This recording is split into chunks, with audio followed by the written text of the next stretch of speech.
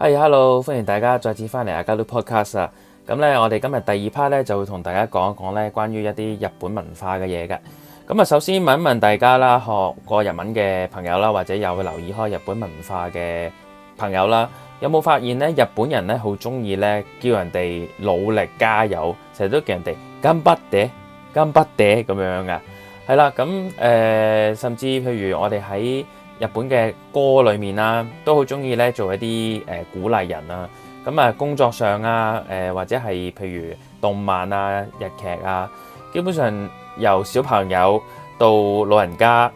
任何 situation 咧都好中意叫人哋努力嘅。咁啊，日本係一個我可以叫佢做一個好中意叫人哋努力嘅一個民族啦。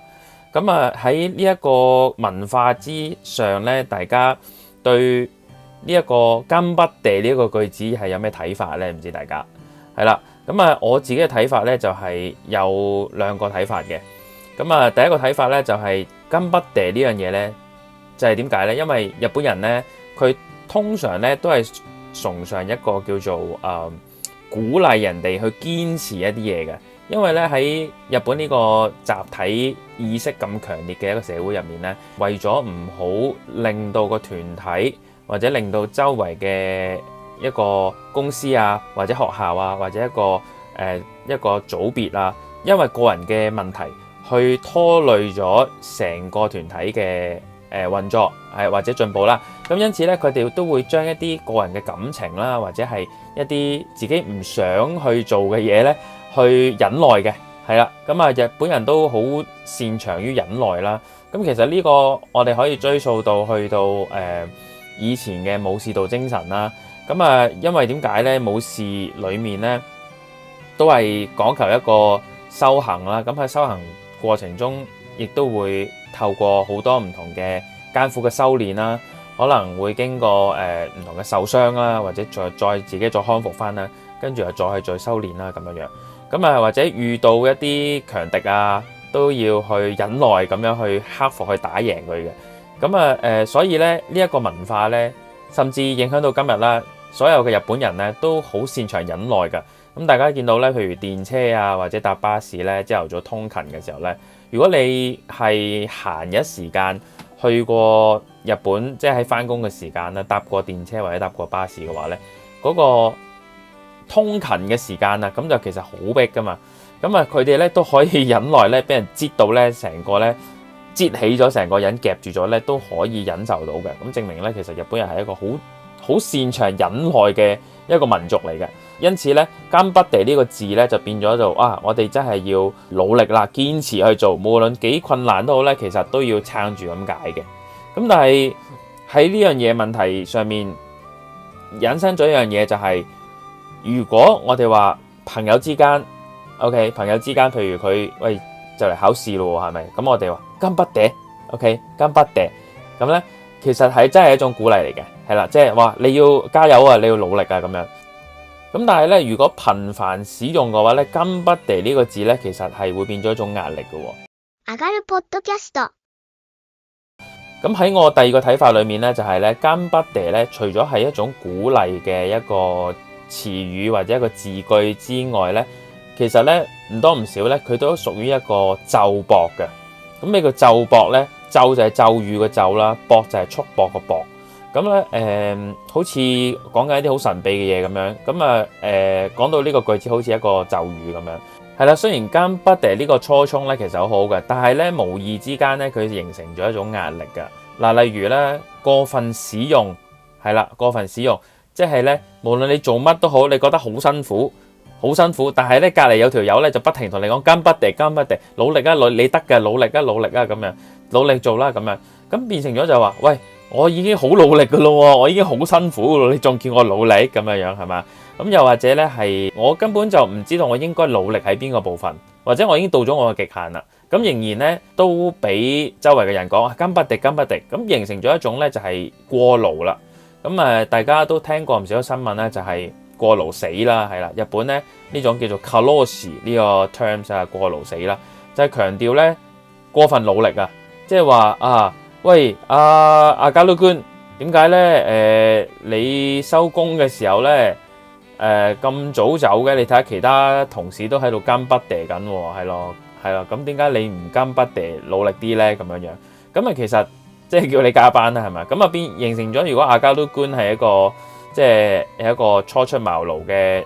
小伙子嘅話，咁啊變咗哇係喎，個個都咁樣，我一定要努力啊，我一定要努力啊咁樣，咁形成咗咧一種自我提醒啦，自我提醒就係話不停要努力，形成咗咧我哋個身體咧其實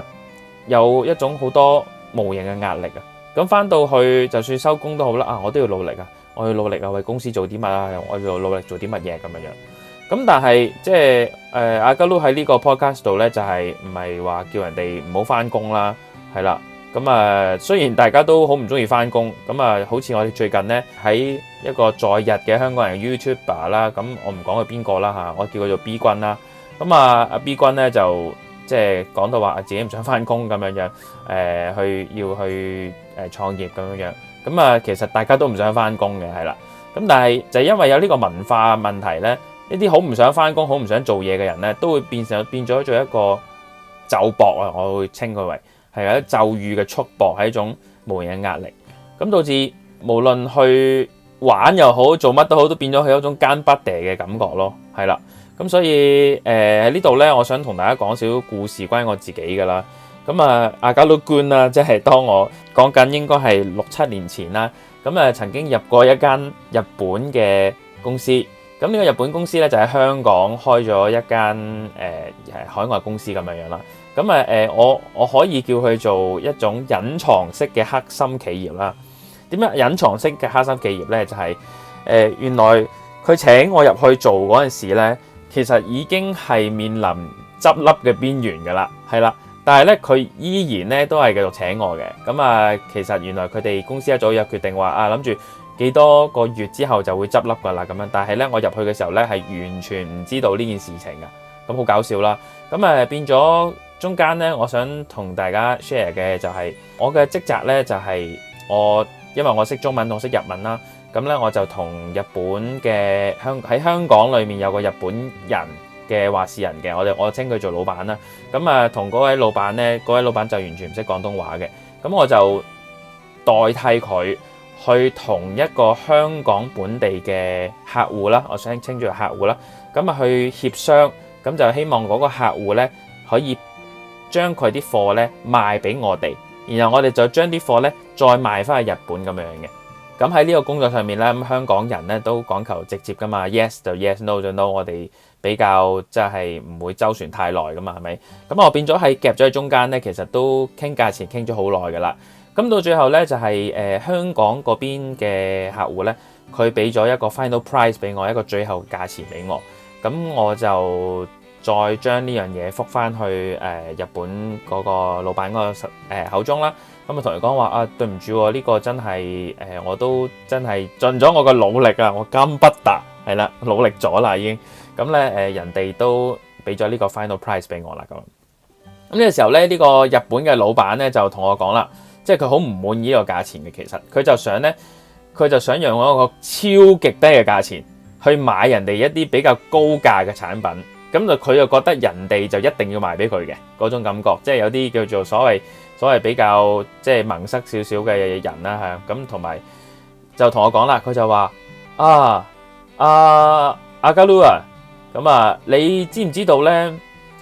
佢咁樣俾你呢個價錢咧，你覺得佢係咪真係呢個價錢咧？你覺得佢係咪講大話咧？話俾你聽呢個係 final price 咧？你有冇嘗試過努力咧？我覺得你唔夠努力咯，咁樣咁同我講，你有冇嘗試過盡你所有嘅努力去將我哋嘅諗法，將我哋想要嘅價錢同對方周旋咧？咁樣，咁其實我心裏面就話，喂，我作為香港人，大家好清楚，大家香港人嘅溝通方法，咁人哋對方減個價俾我。咁我又曾經同佢周旋過，俾咗 final price 俾我，咁我就希望咧就唔好再死纏爛打，因為我都覺得對方再減落去，對方都冇意思，唔會賣俾我哋。咁但係嗰一刻我又覺得，我係咪真係唔夠努力咧？咁樣，咁回到翻我哋今日呢個主題，就係呢個咒縛啦，真係發生喺我身上啦，就係我係咪真係唔夠努力咧？咁樣，然之後最後個 boss 仲加咗句添，佢就話：喂，阿加魯官，其實咧，我覺得咧，你都未盡晒你最後嘅努力，咁不嗲，咁不停咁同我講努力。佢話再傾啦咁樣，即係其實佢 final 嘅目的就係想要佢自己得到個價錢啦。好啦，咁到最後我真係好無奈啦，咁都要因為公司嘅規矩、公司嘅 order，咁我都要再次同嗰個香港嘅客戶傾價錢啦。好啦，咁到最後一傾咗佢就其實咧我哋咧公司咧就咁嘅，如果你平幾多咧，我哋就可以買多幾多貨，咁就大概咁同佢傾啦。咁到最後咧嗰個香港個客戶咧就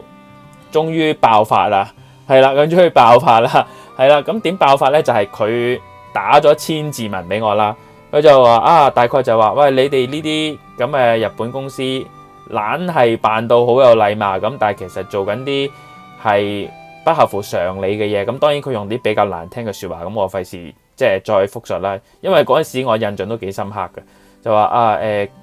我寧願將啲貨賣俾邊個，或者我寧願我自己賣啊，我都唔需要賤價咁樣俾你呢啲咁嘅日本公司啦。咁即係咁樣俾人鬧咗一餐啦，鬧完之後咧，仲要咧係我連反駁嘅機會都冇，就直頭 block 埋我添咁樣。咁我都幾唔開心啊，幾唔舒服啊。咁跟住將呢件事匯報翻俾日本嘅老闆聽啦。咁日本老闆就一句説話啫，佢話頭おかしい，佢就係話個對方個腦有問題啊，即係對方係咪黐線㗎，傻傻地㗎咁樣，咁就算咯。咁我同佢講話，我俾人鬧到狗血淋頭，跟住同我講阿加魯官咁不但呢，佢就阿加魯你真係好努力啊，你努力咗啦咁樣。喂，咁即係點咧？好啦，咁最後咧嗰間日本嘅黑心公司咧就喺即係喺好短時間內就執咗笠啦，咁變咗咧我亦都冇咗呢份工嘅，係啦。咁我呢度講咧就係話唔係話所有嘅日本嘅企業咧都係有呢個文化嘅，但係咧會有某一啲人咧，佢哋可能佢哋嘅環境啊，佢哋成長嘅過程中，佢哋都係接受呢一套嘅教育。因此咧，佢哋上到去上位嘅時候咧，佢哋再同翻佢哋嘅後輩講嘅時候咧，佢哋都係用翻同樣嘅嗰個教育去教育翻下輩。咁變咗咧呢種咁樣嘅甘不打嘅文化咧，又變咗係一種束縛啦，係啦。咁我想講就係黑心企業其實邊度都有嘅。我之後咧都入咗一啲好嘅公司嘅，係啦，日本嘅公司咧都有好嘅公司，係啦。咁尤其是喺啲日本同外國一齊做嘅公司咧，都係一啲好嘅公司嚟嘅，咁樣。咁呢啲有機會咧，再喺講日本文化嘅過程中咧，仲再同大家分享多少少啦。上がるポッドキャスト。咁所以話咧，其實咧打工咧，未必係一種壞事嚟嘅。我覺得如果你真係咁唔好彩入到一間黑心嘅企業咧，起碼你知道你見過一啲比較差嘅公司，你受到一啲唔好嘅待遇，你咪走咯。咁但係到最後你出翻嚟做嘢，你個人係會多一份成長，多一份嘅經驗嘅。咁去到好嘅公司嘅時候，你又發覺原來你會更加珍惜呢一份好嘅公司或者好嘅老闆，你會覺得更加值得珍惜。咁喺呢件事上面咧，我哋傾一傾咧，關於最近咧 YouTuber 界咧，香港 YouTuber 界都比較出名嘅一件事情啦，就係一對在日嘅香港人夫婦啦。咁佢就聲稱就係唔願意返工，咁就希望創業得到金錢可以繼續留喺日本嘅。簡單啲嚟講，咁我先唔評論佢喺日本做緊啲乜嘢，或者佢嘅會員制度嘅金錢啊，或者佢嘅價值觀係點樣啦。咁我淨係講一講關於工作上面嘅嘢。咁我覺得既然佢有一個咁樣嘅機會喺日本嘅時候，其實我好強烈建議佢啦，佢自己本人啦，或者佢嘅太太啦，都可以嘗試下去做一啲日本嘅工作。係啦，點解呢？我哋先唔講錢先啦，即係唔好講話揾幾多錢先啦。即係無論你去做Family Mart 做 7-Eleven 又好，或者你去做一啲工廠嘅後勤又好，或者你如果日文能力強嘅話，你有機會可能做一啲 office 嘅工都好啦。其實你都可以接觸到唔同階層嘅日本人啦，又或者喺某一啲嘅情況下，某啲工作嘅情況下，你可能會遇到一啲你意想不到嘅嘢嘅。有機會可能你入到去超市度執貨，執貨嘅時候見到老細可能欣賞你嘅時候，佢同你講喂，其實咧我哋而家有機會可能要揾啲識外國語嘅人㗎喎，不如升你啦咁樣。咁有機會你可能會得到一個更加好嘅機會，係啦。又或者當人哋知道你有創業嘅計劃嘅時候，你有一個 YouTuber 嘅身份，可能你嘅 YouTuber 身份可以幫到嗰間公司嘅時候，因此你可能會有更加大嘅機會，或者係成為一個合夥人嘅機會，都唔出奇嘅喎。所有嘢都係未知嘅，咁我又覺得佢又唔好咁快閂晒所有門啦，起碼都留翻條罅俾自己啊！即係試下打工咯。你如果一個禮拜唔得嘅，咪走咯，係咪？一個月唔得嘅，咪走咯，下一間咯。我覺得係真係冇所謂嘅，即係我哋先撇除佢嘅價值觀同埋佢嘅嘢，我覺得冇錯嘅呢樣嘢，係啦。咁啊，到真係揾到錢啦，自己覺得有盈餘嘅時候，先至再辭工，再專注翻自己想做嘅嘢，我覺得係一個唔錯嘅選擇嚟嘅，係啦。上がるポッドキャスト。好啦，我哋今日咧上がる podcast 咧第二 part 就係關於日本文化嘅呢一 part 咧，就到呢度為止啦。咁啊，希望大家咧留言啦，睇下分享下你對呢個頑張って呢個頑張って呢個努力呢一個嘅 terms 嘅睇法啦，或者你可以分享一下，如果你有相類似同上がる相類似嘅經驗，又或者你曾經咧接觸過一啲日本嘅黑心企業嘅話咧，你歡迎你留言同我講講啦。仲有嘅就係如果有一啲日本嘅主題，日本文化嘅主題，你希望我講一講嘅時候咧，都希望你留言話俾我聽啦。咁啊，記住 like 同埋 subscribe 呢個 channel 啦。好啦，咁我哋下條影片再見咯，拜拜。